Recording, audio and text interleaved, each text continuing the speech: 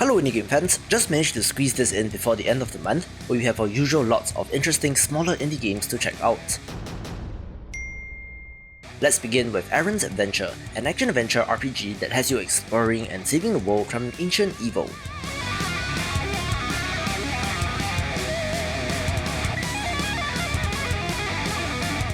While it does have quite the generic setting and theme, the action feels great with a nice variety of biomes, and while it does use that very common asset pack, it's integrated nicely and is not jarring at all, showing how to use these in the correct manner.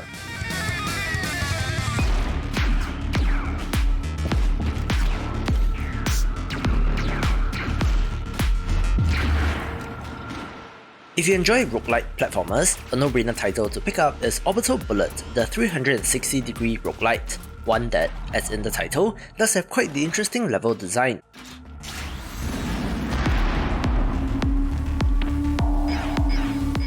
The 360-degree design of having the level loop around itself, and where projectiles similarly follow suit, does change up the gameplay, since you do have to consider more possibility spaces.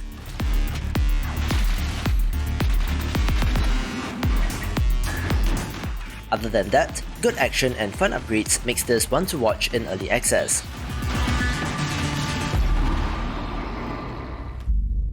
I'm always impressed by developers who dare to use a monochrome color scheme, since while it is very stylish and artsy, it doesn't really show well in footage and hence does not get much attention. But trust me when I say that Ashwalkers is worth a look. It's a squad management survival title set in a post-apocalyptic wasteland where tough choices have to be made as you find your way in this world. It's a so-called misery simulator, where essentially you cannot really make any decision that will benefit everyone, but it's this struggle and hopefully the success that you will find that makes it worth a play. And with 34 possible endings, you can definitely spend some time with this.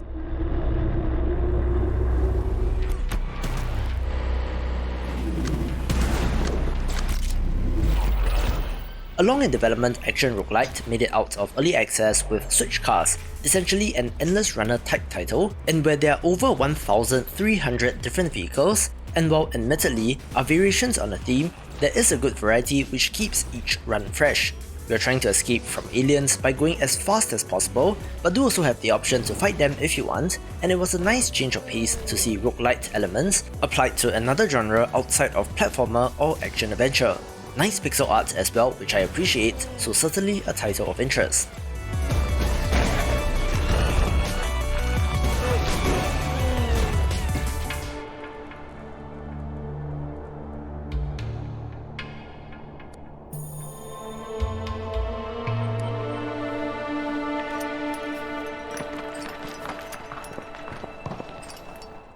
Speaking of innovative roguelites, Insurmountable has you ascending procedurally generated mountains as a lonely mountaineer battling Mother Nature herself as you seek the summit.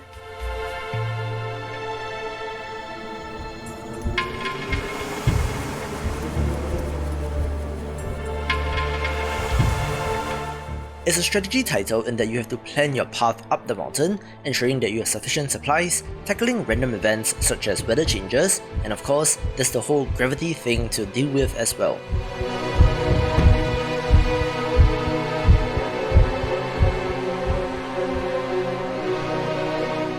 Like Switchcars before this, the concept behind this game just goes to show how creative indie developers can be, applying genre elements to new settings and themes, which is one of the reasons why I love indie games so much, so thanks to the developer for reigniting my love of the medium.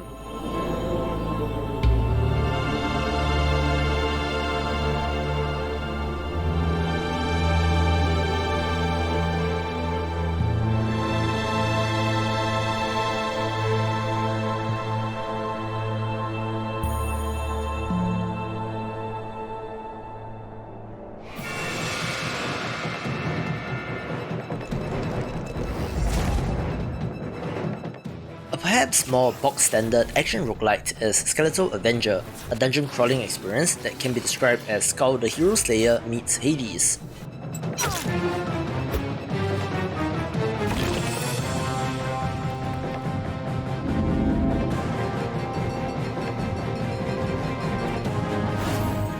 You are reanimated as a skeleton warrior and have to avenge your own death, harnessing the power of various hits that you can put on, as well as a wide variety of weapons.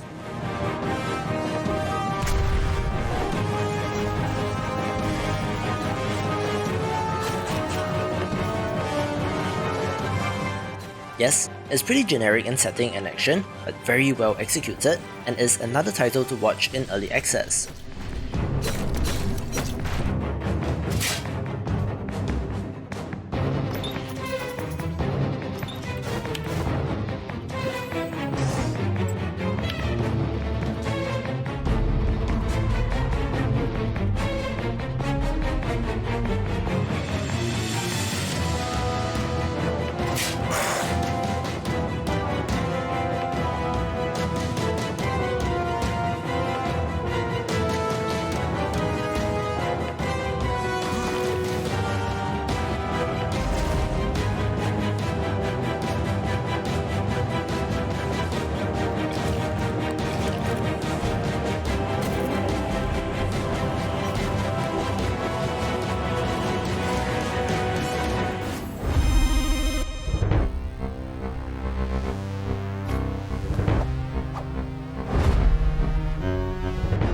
The Rogue-lite party rolls along with Obsidian Prince, a deck-building tactics title with a wonderful voxel art style.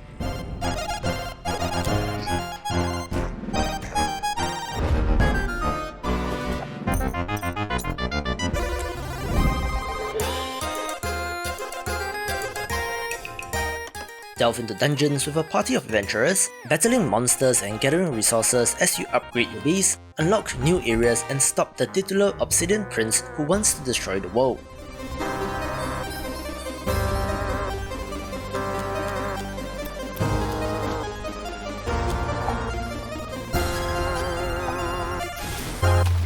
If you enjoy classic roguelike dungeon crawlers, this is an abstraction of that due to multiple characters, but the equipment, loot and RPG systems are pretty in-depth and will be for fans of the genre.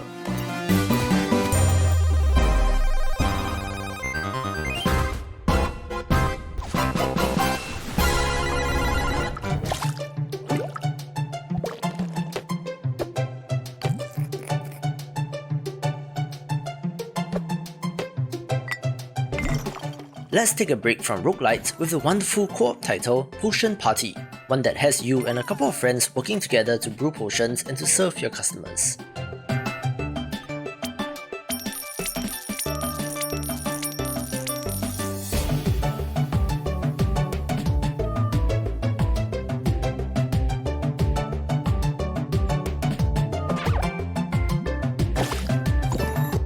If you enjoy the hectic mayhem of something like Overcooked, this is a title to get, where the gold earned from each day is used to upgrade and expand your shop, adding a layer of meta progression which makes it very compelling.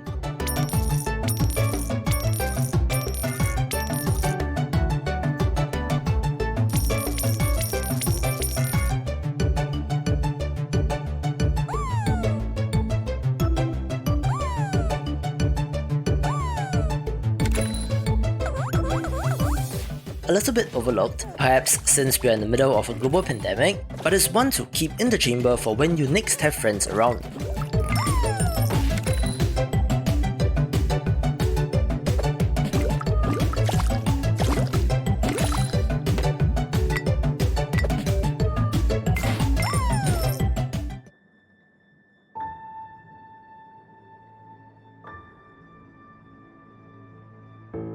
Korean developer Devspresso Games is known for their awesome art style, having made the horror series The Coma, as well as the Darkest Dungeon like Vambrace Cold Soul, so it was interesting to see them turn their attention to a different genre with Scarlet Hood and the Wicked Wood.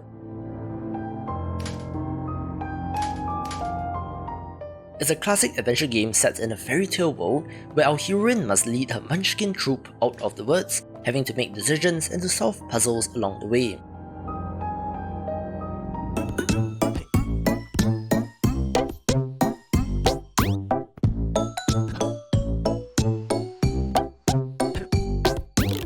If you quote-unquote enjoy frustration platformers like Getting Over It with Bennett Foddy, then Hoplegs will be of interest. We're trying to maneuver a square to the end of the level, where the face buttons on the controller correspond to the various legs they can use to push yourself around.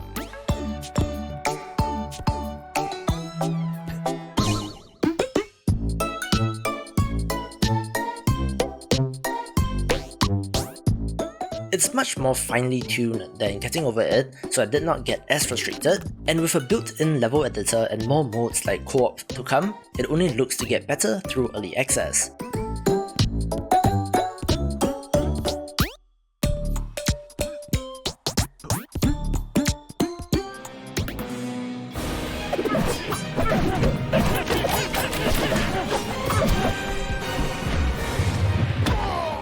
A sleek action platformer that reminded me of The Lost Vikings is Clan O'Connell and the Crown of the Stag, a wonderful Celtic themed entry with combat, puzzles, escape sequences, boss fights and more.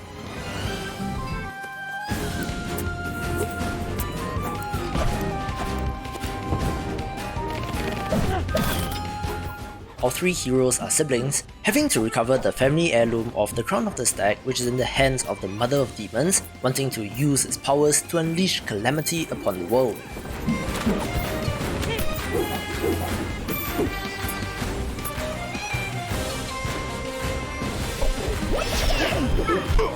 It has a nice hand-drawn art style, evoking guacamelee, and with an RPG-like talent skill tree for upgrades for each character, thus make it compelling and worth a play.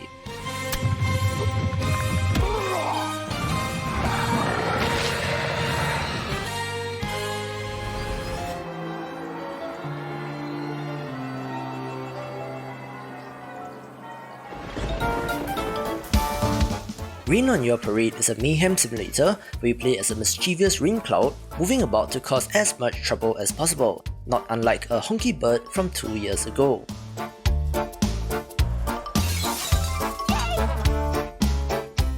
It's a little bit meta in that there are levels spoofing classic games and TV series, where the 50 plus levels do provide plenty of variety.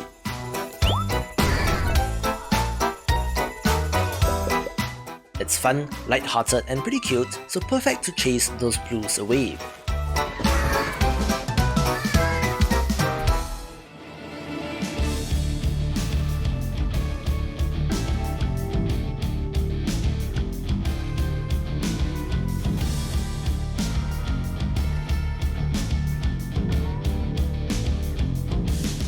You know me, I love action roguelites, so of course, Negate Tale got my attention, a sleek entry that's pretty flashy, with a nice variety of weapon options and impressive visuals.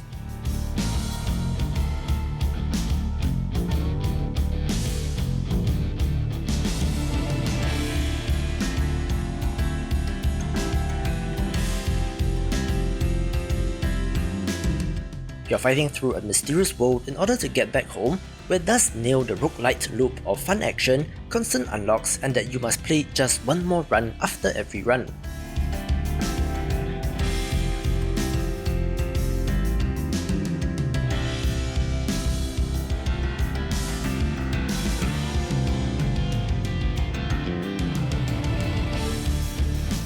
Again, not super innovative in terms of theme or mechanics, but gameplay is king and it is very well executed here.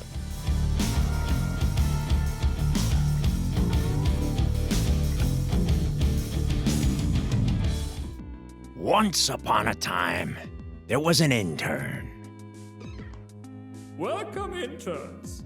who lived in a world where saying yes was mandatory. Literally say yes all the time. Yes! Yes. I need 2 interns to do some lame and boring work. Yes! Follow me. Where saying yes has turned into something awful once more, and saying the opposite is forbidden. Intern, give me a lunchbox. Thanks, intern. But with a little help from a magic cassette tape and that magic word, they're on the quest to get their lunchbox back! You can't distract me. Excuse me? What did you say? I think that everyone should play Say No more, since while it does present it in a humorous manner, the message behind this is pretty important for self-development in my opinion, since you do often have to say no to distractions and yes to yourself and what you're working on, so get some practice in with this. The hilarity of the gigantic no that pops up when you press the button is fun, causing papers to fly or people to be blown through walls, being a quirky little title that indie games are known for. It can be hard to say the word no, so we've made the world's first NPG, or no playing game, for you to practice it. Morning, intern. Nate. Bad morning. No. No. Okay, that's it. Remember to listen to your heart. You gotta believe in yourself. What did you just say? Oh, and strap it, it's going to be a wild ride. Say no more. Out, no. I mean, now. Out, now. Oh, can we do that one again? What do you mean, no? Ah, got it. Okay.